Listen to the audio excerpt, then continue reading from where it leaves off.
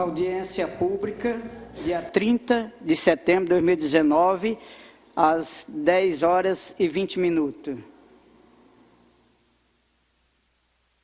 Bom dia a todos, quero agradecer a presença de todos os servidores municipais do Poder Executivo, Legislativo, agradecer a presença do nosso vereador Tiago Mascarenhas, inclusive qual o convido que possa participar da mesa aqui junto.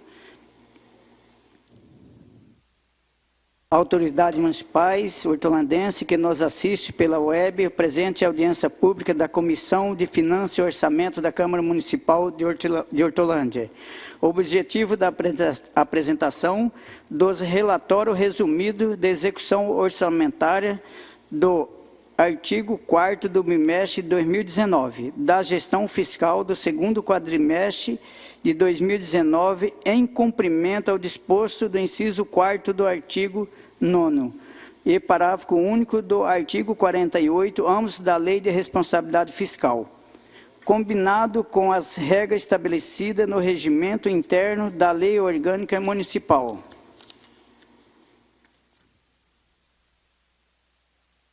A Comissão de Finanças e Orçamento é composta pelos membros vereadores, presidente Gervásio Batista Posa, Luiz Carlos Silva Meira, vice-presidente Tiago Mascarenhas Figueira da Silva e secretária vereadora Simone Lopes Bettini.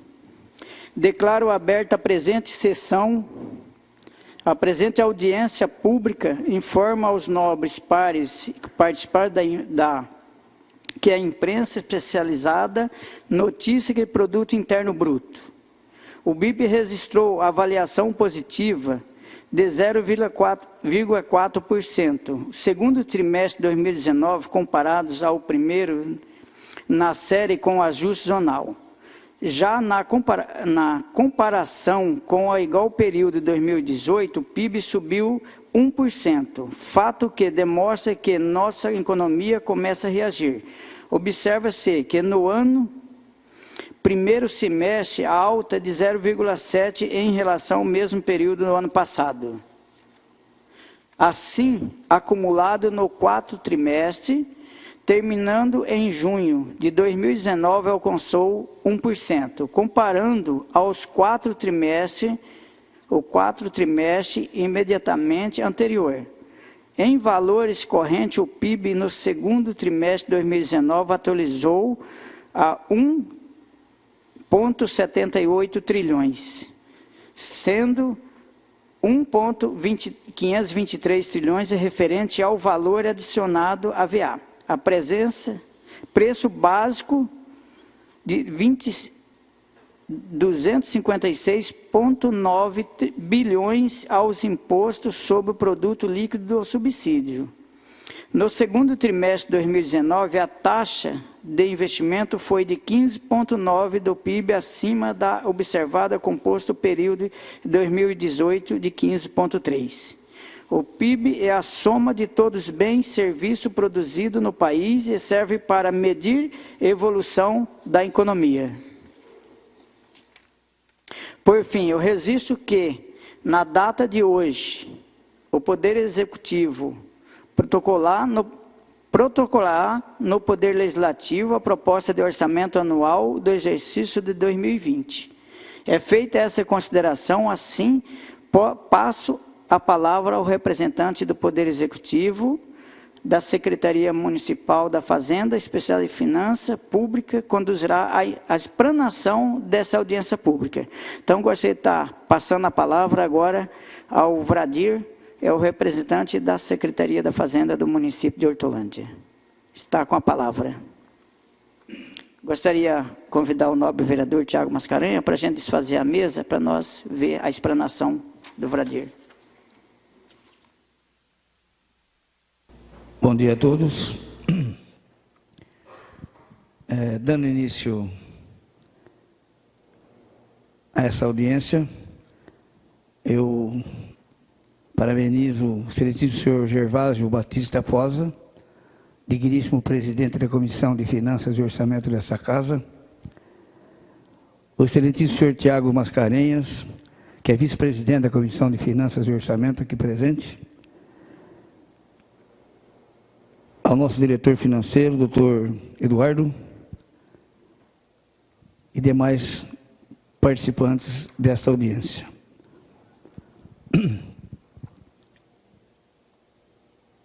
Cabe ressaltar que a cada quadrimestre estamos nesta casa para oferecer à população de Hortolândia em que fase se encontra, em que situação se encontra as finanças do município, que é a base, que é o pilar dessas audiências nos moldes da Lei de Responsabilidade Fiscal. Dessa forma, nós vamos iniciar com a apresentação de um quadro sintético do que ocorre com a receita que foi prevista para o exercício 2019, em função da receita até agora arrecadada de 2019. A segunda coluna do meio ali, a gente coloca o mesmo parâmetro de 2018, apenas para vocês visualizarem, fazer uma comparação visual sobre o assunto, muito embora a gente vai tratar aqui é do segundo quadrimestre de 2019. Então vejam vocês que inicialmente o orçamento aprovado por essa casa foi de 872.580.000, aí englobando prefeitura, instituto. A Câmara não, porque a Câmara não tem receita, ela vive de transferências de duodécimo que o município faz mensalmente.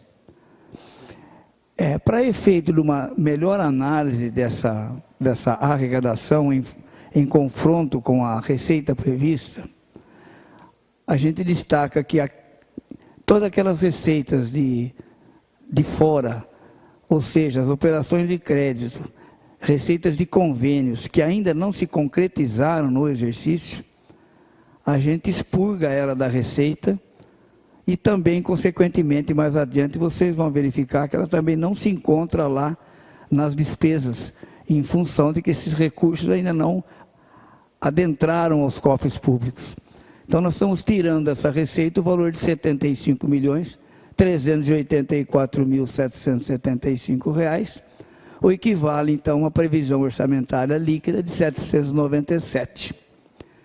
Nesse diapasão, a receita arrecadada no mesmo período, do segundo quadrimestre, foi de R$ 548.974.000, o que equivale aí a 68,86% da receita prevista.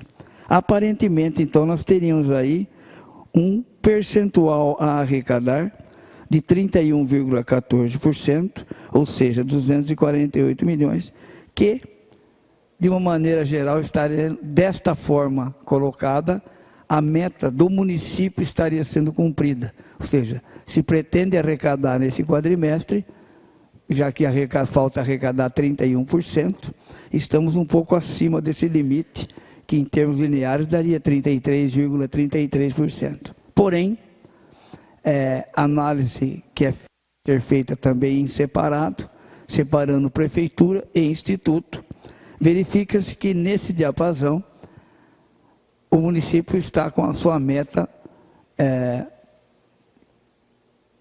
em déficit em referência ao valor que pretenderia arrecadar. Ou seja, estamos com 62,13%, não atingindo por enquanto a meta de no mínimo, faltando aí 33% para cumprimento de meta.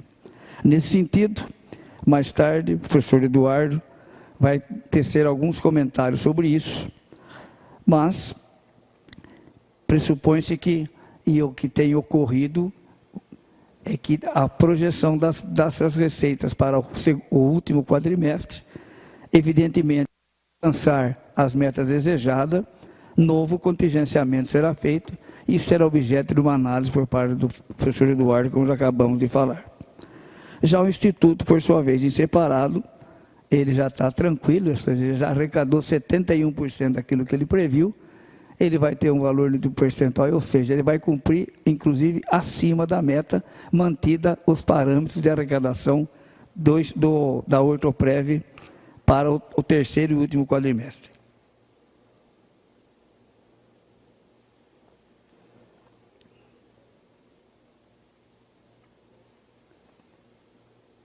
O quadro seguinte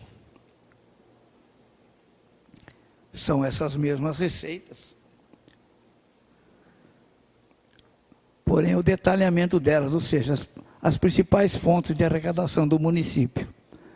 Veja então que o ICMS ainda continua a maior receita do município, ainda é o ICM.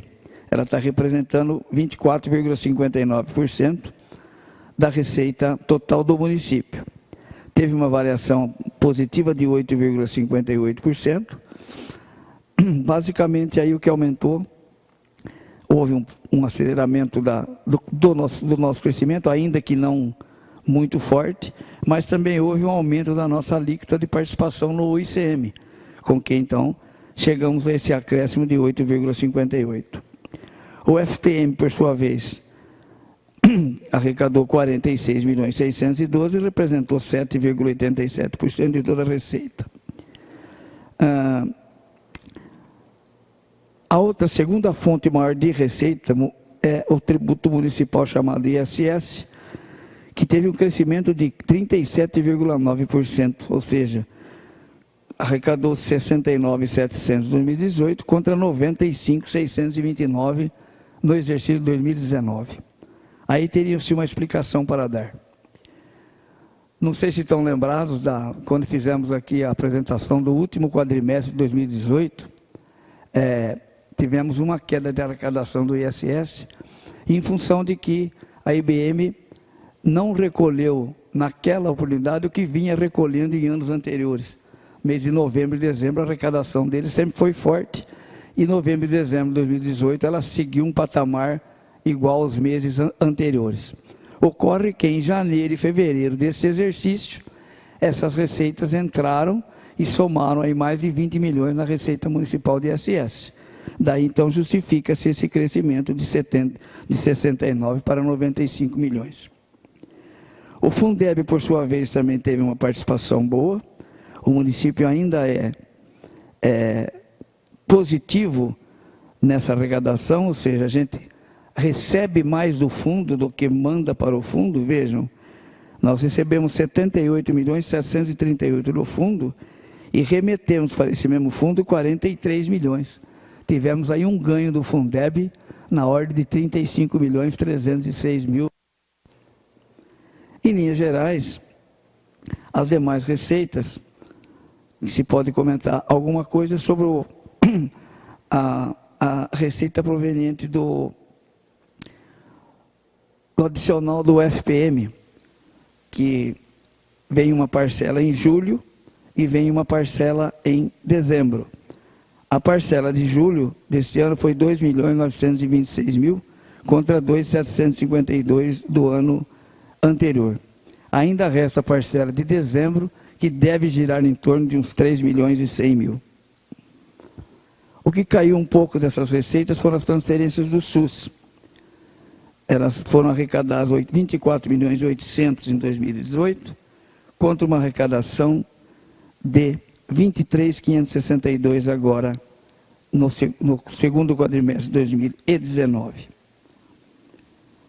Bem, em linhas gerais, essa seria a composição detalhada das nossas fontes de receitas.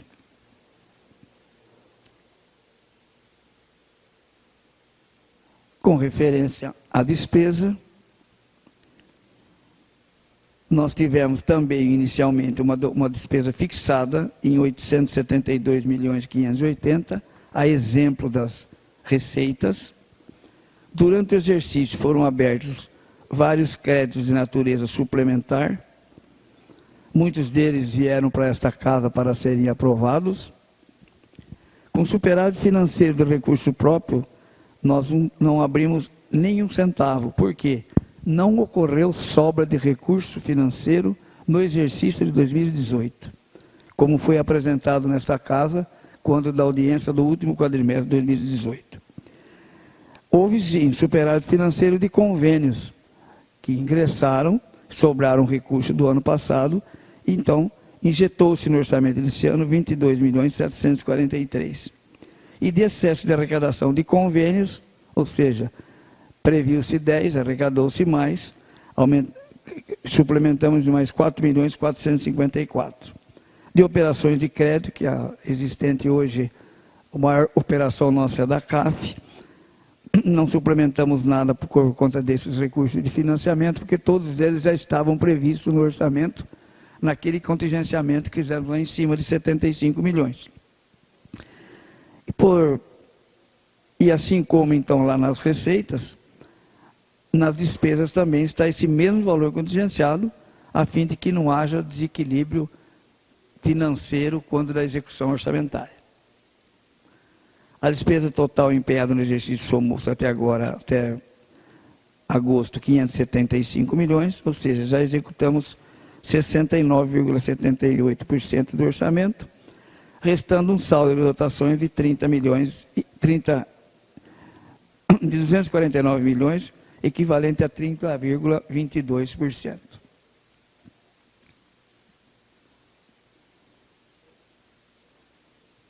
Agora vamos fazer um confronto entre a receita arrecadada com a despesa realizada. Notem que a receita, nós estamos tratando aqui da receita e despesa, prefeitura e Câmara. Muito embora a Câmara, como eu já falei, não tem receita, mas tem despesa. Então ela engloba as despesas do município como um todo. A receita arrecadada da prefeitura somou 494.628.000 e tivemos empenhos realizados na ordem de 544.420.000.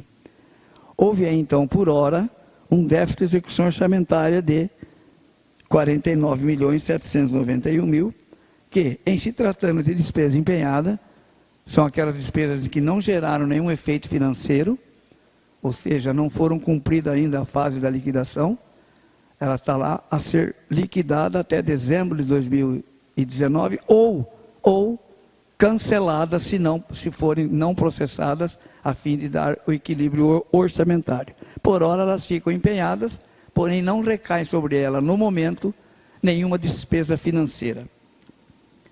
O Instituto de Previdência, por sua vez, arrecadou 54 milhões, realizou despesa 30 milhões, ele já tem uma receita, um superávit da sua execução de 23 milhões e meio. No que se refere à despesa liquidada, falei sobre a despesa empenhada, no que se refere à despesa liquidada, a situação se inverte. Despesa liquidada seria aquela que a mercadoria já chegou, que a obra já foi executada, já foi faturada e o serviço já foi prestado. Está lá no caixa para pagar. Nesse particular, a arrecadação é a mesma, 494 milhões, realizou-se despesa liquidada, 448 milhões, restando aí então um superávit de 48.801.000. O que inclui nesse superávit? Todos os saldos financeiros existentes no banco em 31 de agosto de 2019. Ou seja, os convênios, saldo de empréstimos, saldo de recursos próprios, é uma conta geral. O Instituto, por sua vez, a despesa liquidada, assim como a receita com a despesa empenhada, também, evidentemente, dá superávit de execução de 25.055.000 reais.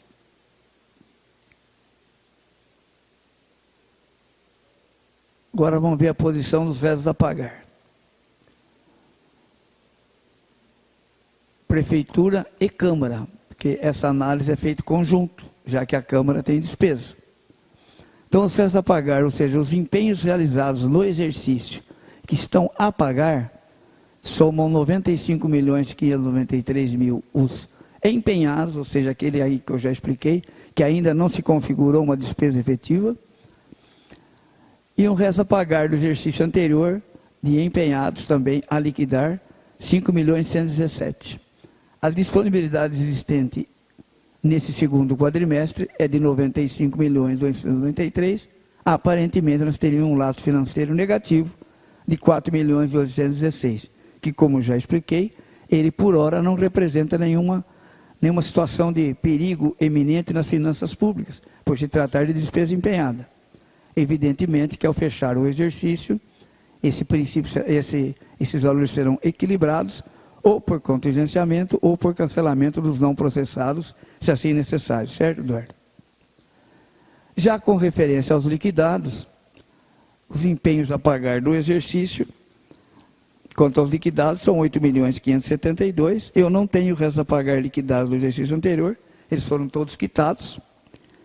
E tenho a mesma disponibilidade de 95 milhões. Aí eu tenho um laço financeiro de 87.320.000. Veja, essa sobra é referente a tudo que nós estamos falando, convênio, financiamentos e até recursos próprios pelo meio, né? A análise detalhada desses valores será feita ao final do último quadrimestre. Por sua vez, o Instituto, ele tem 1.504.000 de empenhos a realizar, tem um lastro financeiro de 535 milhões e tem liquidados, ou seja, aquele que realmente eles já teriam que pagar, 2.404, também tem uma sobra de 537 milhões, que a gente chama isso de reserva financeira e não de superávit, porque o Instituto faz caixa, toca dinheiro para pagar futuras aposentadorias.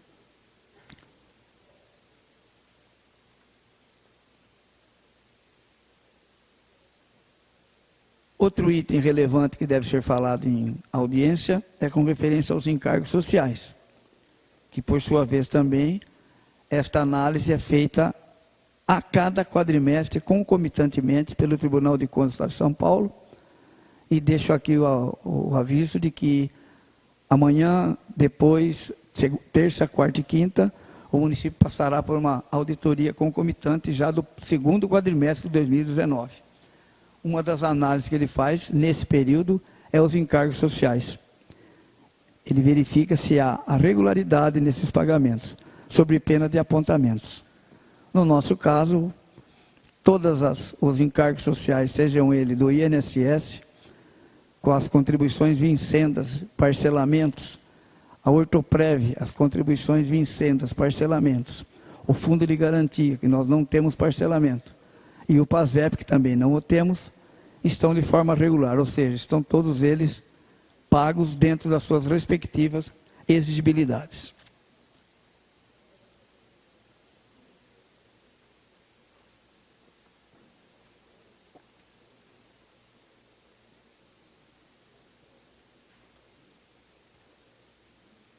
Bem, essas as condições, então, dos relatórios resumidos da execução orçamentária do quarto bimestre de 2019.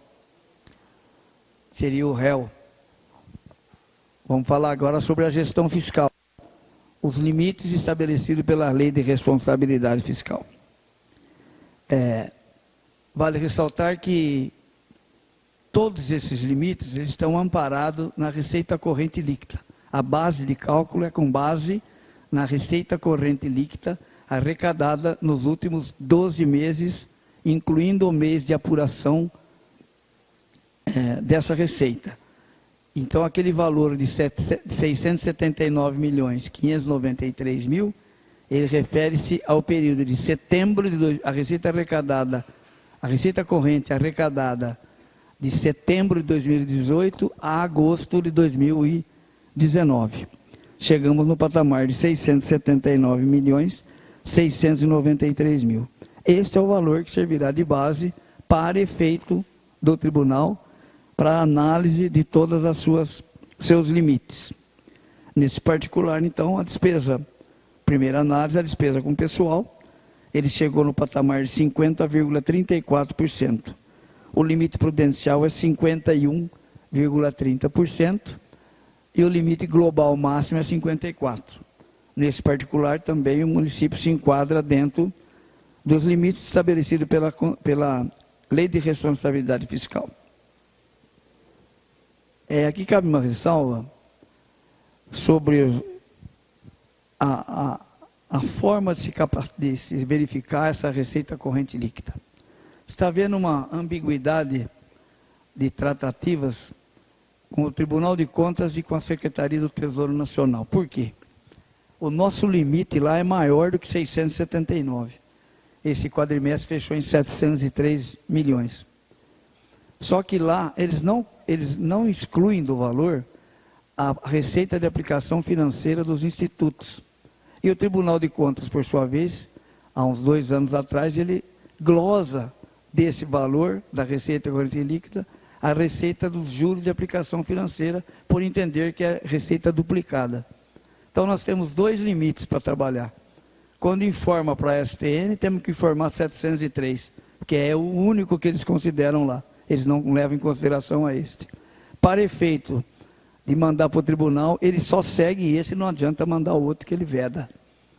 Então, temos que trabalhar com dois parâmetros, inclusive essa casa, Gervásio, quando o Carlos manda para o STN, o SICONF, ele é obrigado a mandar pelo valor que eles têm lá, que é o 703. Aí, quando ele vai fazer da gestão fiscal para o tribunal, ele tem que usar o 679.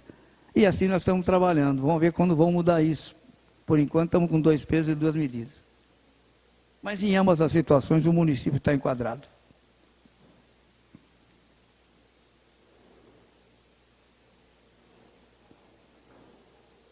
Outros limites da lei de responsabilidade fiscal refere-se às dívidas. A dívida consolidada até agosto do município, nesse segundo quadrimestre, somou 166.594.000, ou seja, 24,52% da receita corrente líquida acima dita, representa o valor da dívida consolidada total. Notem que ali em limite eu não pus percentual nenhum de limite, porque não tem limite mais para essa finalidade, da dívida consolidada. O limite passou a ser da dívida consolidada líquida. O que é a dívida consolidada líquida? É toda a dívida consolidada, menos os recursos financeiros que o município possui na data que ele está apurando, no caso, 31 de agosto de 2019. Então, a nossa dívida consolidada líquida de 166, em função da disponibilidade existente na totalidade, ela baixa para 69,705, e daí o nosso limite, o nosso gasto, o nosso percentual deu 10,26, contra um percentual de 120%. Ou seja, estamos muito dentro desse limite de 120%. Daí essa casa terá aprovado vários projetos de lei, autorizando o município a fazer alguns financiamentos, né? Em função, uma das vantagens de conseguir esses financiamentos, além de outros critérios, como previdência em dia, tudo em dia, além desses critérios, o município se enquadra nesses limites aí. Operações de créditos realizadas no exercício. Arrecadou-se 16.378.000, e aí basicamente entrou o CAF 2 já, de recursos, e seja, 2,41% da receita corrente líquida é pertencente a esses empréstimos. O limite é 16%, ou seja, também estamos enquadrados nesse percentual. Concessão de garantias nós não demos, porque entraria, a única concessão de garantia que entraria se, por exemplo, um ente da prefeitura fosse financiar fosse fazer algum financiamento e a prefeitura seria avalista. O único órgão que nós temos é o Instituto de Previdência, e ele não tem feito nenhum financiamento nesse sentido. Os demais financiamentos que o município tem não entram nessas garantias. Antecipação de receita orçamentária, o famoso aro. Nós não fazemos, nunca fizemos e acredito que nunca se fará, né? Então estamos zero em tudo aí. Outro item relevante para análise nessas audiências é a despesa com o ensino.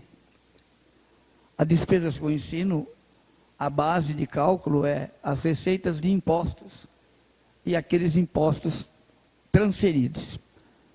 Então, os impostos com incidência de 25% são os impostos diretos, ou seja, são os impostos municipais. No período, arrecadou-se aí 161.397.000. E as transferências resultantes de impostos, tipo ICMS, FPM, IPI, totalizaram 217.162.000. O adicional do FPM entra aí também. Então, arrecadou-se aí a base de cálculo de 378 milhões. A despesa no ensino Nesse mesmo período, no ensino infantil, tivemos são dois parâmetros. Eu estou fazendo pela despesa empenhada e pela despesa liquidada. A despesa empenhada do infantil foi 24.269, fundamental 26, e diminui desse valor todos os juros de aplicação financeira que deduz 100% daquilo que foi arrecadado, que foi gasto. E soma nesse valor a retenção do Fundeb, ou seja, aquele dinheiro que vai para o fundo, já entra aí como despesa indireta. Então, totalizamos 93.452.000 de despesa, o percentual deu 24,69%. Ainda não atingimos nesse exercício, com referência à despesa empenhada, o mínimo exigido, que é de 25%. Note-se, essa exigência se dá ao final de cada exercício. Aí sim não vai poder ser 24 de jeito nenhum, vai ter que ter no mínimo 25 ou 25 a mais. Com referência à despesa liquidada, ou seja, aquela despesa já realizada e paga, né? Em vez de 93 milhões, liquidou-se e pagou-se 81.858.000, e o percentual aí cai para 21,62%. Ou seja, temos que aplicar ainda nesse quadrimestre 12.784.000 que não foram liquidados ainda. Isso tudo será cumprido até o final do exercício, que é assim que manda a regra.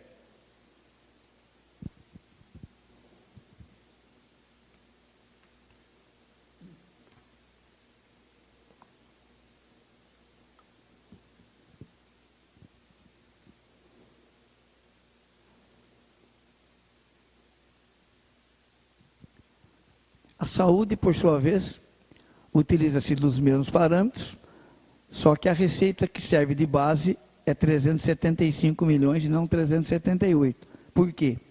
O adicional do FPM não entra para efeitos de cálculo dos gastos da saúde. E aí o percentual é muito favorável, né? Com referência à despesa empenhada está quase 28%, e com a despesa liquidada, ou seja, que eu já pago, está dando 25,47%, percentual mínimo é de 15%.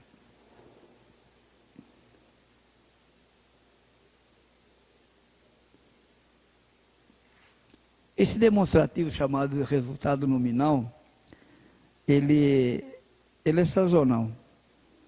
Ele muda praticamente todo dia, mas tem que apresentar esse dado no encerramento de cada quadrimestre. O que ele faz? Ele pega a mesma dívida que eu já falei lá atrás para vocês, os 166 milhões, está vendo? Deduz dela tudo que eu tenho disponível, soma o resto a pagar processado e tira a dívida consolidada líquida, que é aquele 69 que eu falei lá. Aí está em detalhe para vocês essa análise. O que ele compara? Ele compara quanto que é a sua dívida, aí ele apura dívida fiscal líquida. O que é a dívida fiscal líquida? Dos 69, o que sai dela são os parcelamentos junto ao INSS. Não entra como dívida fiscal, entra como dívida previdenciária. Então a dívida fiscal líquida dá 60.460.000. Como que se faz essa análise? Ele compara qual é a dívida fiscal líquida do exercício anterior, que dava 71, com a apurada agora nesse segundo quadrimestre, que é de 60. Então nós temos um resultado nominal negativo de 11.511, ou seja, em função das disponibilidades existentes nesta data, a nossa dívida diminuiu 11.511.000. E por último, o resultado nominal. Esse quadro analisa se o município vem honrando as suas despesas com pagamento de juros e com amortização de empréstimos. Exclui disso, então, entra nisso as receitas fiscais, tira-se dela toda a receita de aplicação financeira, só fica a receita líquida de patrimonial, que seria aluguéis e dividendos, que deu 560.000, a receita fiscal líquida corrente. Pega as receitas de capital, diminui os recursos financeiros, que são as operações de crédito, os 16 milhões que vocês já viram que ingressou, e mais uma alienação de ativo que foi feito de 28.350. Deduz-se o valor do Fundeb, eu tenho então uma receita fiscal líquida de 520 mil reais, 520 milhões 582 mil. Com referência à despesa, o raciocínio é o mesmo, excluída a despesa, os juros e as amortizações, eu tenho uma despesa fiscal líquida de 458 milhões e 800 mil, equivale a dizer que o resultado primário foi de 61 milhões 781 mil, e o previsto no anexo de metas foi 41. Ou seja, estamos dentro da meta com referência ao resultado primário. Isso demonstra que o município tem honrado fielmente todos os seus compromissos financeiros, oriundos de juros e de amortização da dívida.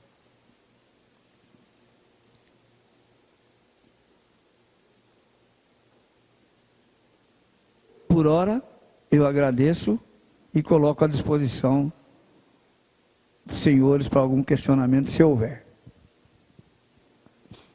Se não, eu vou... Se tem algum questionamento? Se não, eu vou passar a palavra para o professor Eduardo, que vai fazer alguns comentários a respeito. Obrigado a todos. Bom dia a todos, vereadores, os que estão aqui presentes. Eu só queria apresentar um pouquinho, a partir desses números que foram apresentados pelo professor Vardir, nosso contador, sempre contador, grande especialista na área de contabilidade pública, mas eu só queria pontuar um pouquinho algumas questões referentes a esses números que estão aí colocados, que foram apresentados aqui do segundo quadrimestre, porque eles, na verdade, eles evidenciam um enorme esforço da administração municipal para que nós possamos sobreviver, mesmo que diante de uma crise ainda econômica que o país vive, e que é a crise mais pronunciada que a gente já teve na nossa história, né? Acho que o vereador Gervásio apontou alguns números já no início, na apresentação, no início dessa audiência pública, e de fato a gente tem apresentado alguma recuperação da economia agora, nos últimos meses, mas quando a gente pega o conjunto dos últimos 5 anos, principalmente desde 2015 e 2016, que nós tivemos uma recessão gigantesca no país, né? Nós perdemos, nossa economia perdeu 3,5% em 2015 e 3,5% em 2016. Quer dizer, foi a maior queda da economia brasileira da história, né? 2 anos seguidos. E depois de 2017, 2018 e agora 2019 também, se confirmando um crescimento muito baixo, muito pequeno, né? Nós não temos elementos ainda de dinamismo econômico, ainda não estão colocados. Para que os senhores tenham uma ideia, puxando os dados do investimento no país, que é um componente fundamental para a gente ver se o país está se recuperando ou não, né? Os investimentos gerais no Brasil, no primeiro trimestre de 2019, o segundo trimestre ainda não fechou, mas os investimentos gerais no Brasil, juntando o setor público e o setor privado, em 2019, chegaram a 15,5% do PIB. Uma pequena melhora em relação a 2018.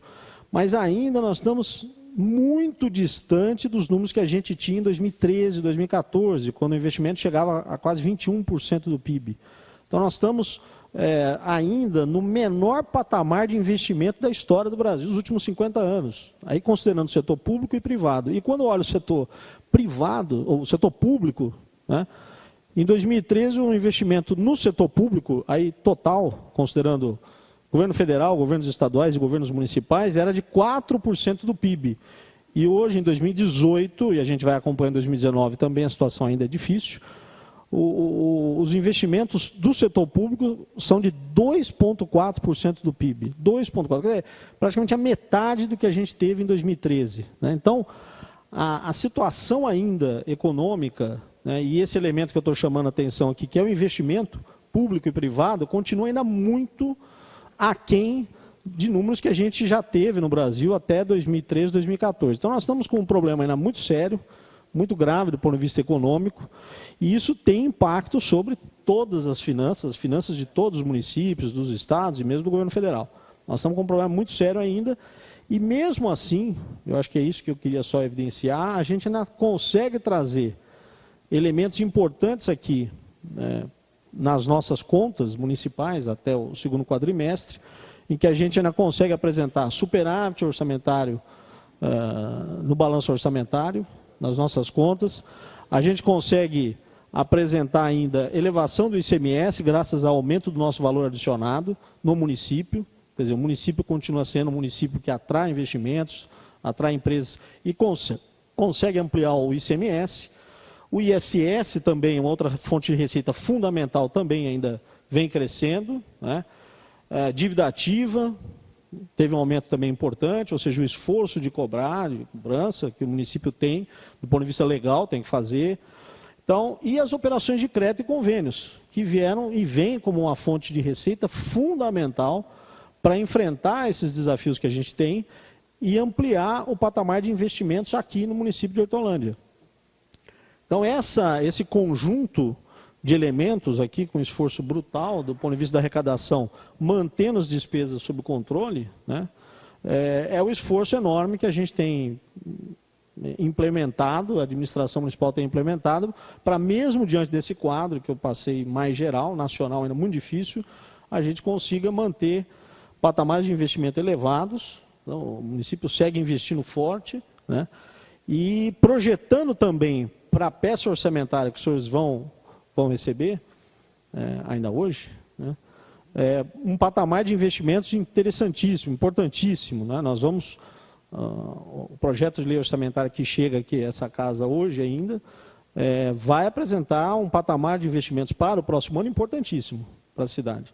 Né? Um patamar, com certeza, muito superior à maior parte dos municípios aqui no estado de São Paulo, um patamar importante, que só é possível graças a esse enorme esforço fiscal, financeiro, responsabilidade, para a gente conseguir contratar essas operações de crédito com o apoio de vocês aqui, importantíssimo. Isso não seria possível se o município não tivesse dentro desse esforço, dentro desse espírito, né, enfrentando um desafio enorme. Então, eu queria só, a partir do detalhamento todo das exposições do professor Vardir, trazer um pouco essa situação, essa questão mais geral que a gente tem enfrentado no dia a dia, com grandes dificuldades, mas conseguindo, fundamentalmente, com o apoio de vocês, superar essas dificuldades a todo momento, e não tem sido fácil, né? Digo isso, são 5 anos muito complicados para o país, e isso tem o seu preço para todos os municípios, para todo o estado, todos os estados e para o governo federal também. Então, é com isso que eu queria fechar um pouco e nos manter abertos aqui a qualquer questões, discussões que possam aparecer. Obrigado. Assim, encerrando a explanação, gostaria de estar agradecendo a todos os presentes, vereador Tiago Mascarenhas, pessoal aqui da casa, pessoal do Executivo, e queria estar dando por encerrado essa audiência pública, às 10 horas, dia 30 de setembro de 2019, às 11h04. Está encerrada a audiência pública. Muito obrigado a todos e um bom dia.